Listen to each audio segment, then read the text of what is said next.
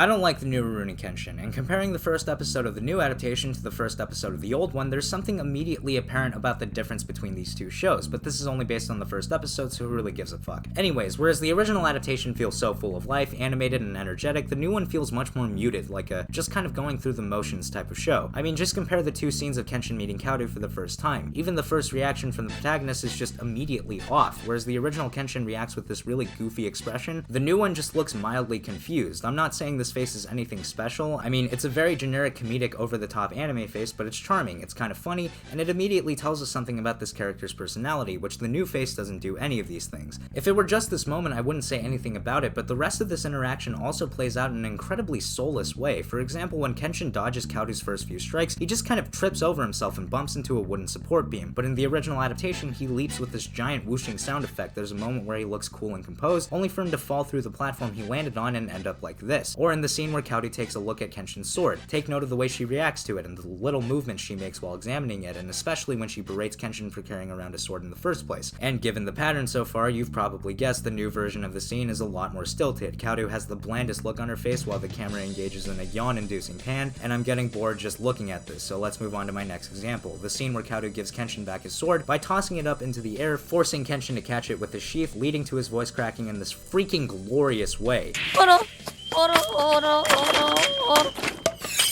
And the voice acting is, in my opinion, much better in the original since it feels like the actors had so much more fun performing these roles. Heck, even something small like the backgrounds are much more lifelike and memorable than the generic nighttime and natureless setting that plagues the new adaptation's first episode. There's a real energy to the original, a really infectious one at that, and all of that is, for the most part, gone in the new adaptation. And I don't mean to say that this show should be the exact same as the original, and I don't want it to be a carbon copy of the original adaptation. If they had found genuinely creative and inventive ways to play around with some of these scenes that were completely different from the original, that would have been great, but what they actually did was just recreate the same scene with a lot less of the charm and personality from the original adaptation. But hey, at the end of the day, the most important thing for a story to do is tell a story, and this adaptation doesn't do that well either. And before you say this version of the story is just the same as the manga, I don't care. An adaptation should be good on its own merits without piggybacking off of the source material's success. Also, I am not nostalgia biased because I watched the first episode of the new Rurouni Kenshin first and went back to check out the original, so please don't say that either. And if you want to say the adaptation is better if you watch the original first, then it's not a good adaptation because again, it's piggybacking off of another anime success. The new Rurouni Kenshin's first episode doesn't feel like a first episode. It feels more like one of those episodic stories that just happens and not so much like a catalyst for the entire show. At least that's the case until the end where it's revealed Kenshin decides to stay with Kaoru instead of leaving to do fuck all. And the reason why I say that is there's no real hook for me to get invested in as the central appeal to this show. Now, I'm sure Kenshin's relationship with Kaoru is meant to be that hook, but so much of the first episode is dedicated to explaining the motivations of both the villain of this episode and Kaoru through really flat and expository dialogue, which ends up distracting from that hook, like in the scene where Kaoru saves Kenshin from getting the shit kicked out of him by the police. This scene isn't about the two of them reuniting and interacting again, it's more about establishing some suspicious things about another dojo that we had no knowledge of prior to this encounter, and that exposition is also randomly interrupted by more exposition. In the middle of the conversation, this old bastard just says he has to do something and runs off, and then the show takes the time to explain how he's always bothering Kaoru over the idea of selling the dojo. And to anyone watching this scene, it is so clear that this guy is going to be the surprise villain because it just doesn't make sense for the show to suddenly focus on him in this really awkward way unless they were trying to establish some information and give the audience insight into a potential motive before his big reveal. And what a spectacularly bad reveal it is. It turns out that this guy is the puppet master behind this whole situation and got someone to use the technique that Kaoru's dojo taught in order to kill people, all so he could pressure Kaoru into selling the dojo because he's a greedy bastard or whatever. And this is just so unnecessary, which is something the original adaptation shows. The original anime smartly gets rid of the twist that the grandpa character is in on the murder plans and just makes it so the guy going around and killing everybody had a much simpler reason for doing it all. He was just out for revenge because Kaoru's father broke his hand, and this is told to us through only a single flashback.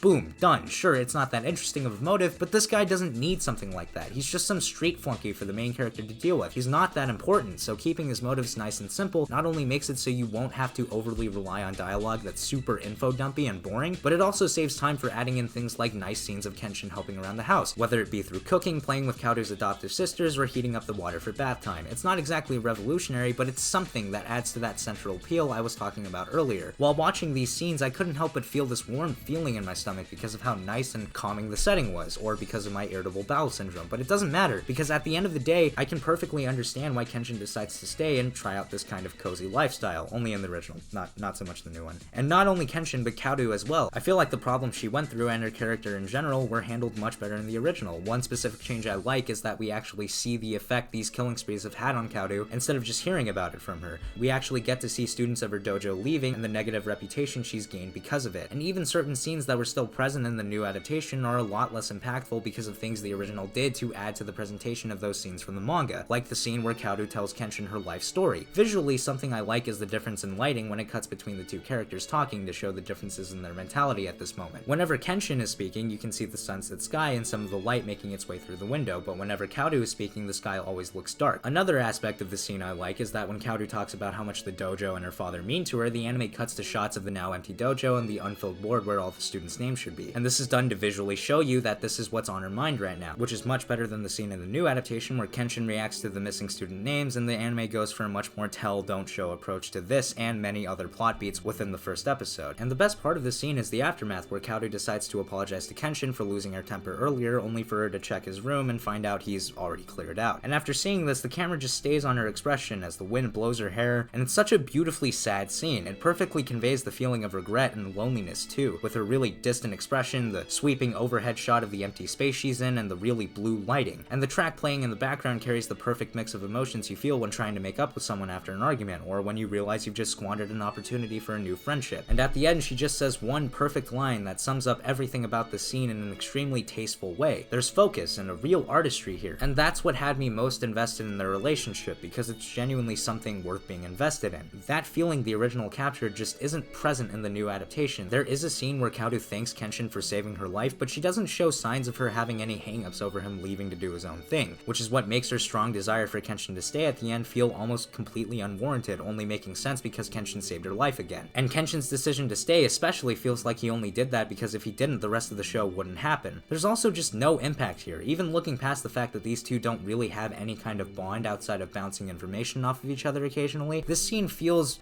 really bland. It's such an underwhelming payoff to the rest of the episode. The only thing I kind of like about it is the sound of the door closing, making you think Kenshin had left only to hear his voice again, which A, was also in the original adaptation, and B, is the only thing interesting about this scene's direction. So the build-up to Kenshin's decision was extremely lacking, and the payoff doesn't even feel weighty, meaningful, or important at all. Not necessarily bad, just boring. It's like someone did the bare minimum to hurry up and get this scene over with. The original's version of the scene is just leagues better. I mean, even the way the characters are framed here is much more interesting. There's this shot of Kaoru facing away from the door where you can't see her eyes, this shot of her trying to find the right words to say but not quite getting it, and I love how Kenshin slightly leans in here before saying his name, and the way the camera quickly moves over to the other side of the room as Kaoru tries to pretend she's fine with Kenshin leaving. This is some really evocative shit. And then when Kenshin speaks again after closing the door, the camera rotates in this grand, sweeping, awesome way as the music, which started out quiet and more melancholy, grows louder and more triumphant. I fully feel the weight of this decision and what it means to both of the characters involved, and it serves as such a great climax to the episode, doubling as a resolution to the scene I talked about earlier, while also being an all-around spectacular and fitting end to the start of the show. And the way the show cuts between each of them walking towards each other and having fun talking to the other is genuinely heartwarming, followed up by a really cute joke where Kaoru accidentally punches Kenshin thinking he would be fast enough to dodge it. And I don't feel any of these fond emotions from the new adaptation. All around, it feels like a very empty show so far, while simultaneously having none of the charm or heart that the original adaptation did. As its own thing, it's passable, I guess, but there are just better uses of your time, like watching the original Rurouni Kenshin. That covers everything I wanted to talk about, and I fully admit that the new Rurouni Kenshin can get a lot better from here on out, as this is only the first episode. And I'll make another video on the subject if I ever feel it does, or if I just have something else to talk about. That's all, and I'll be going now.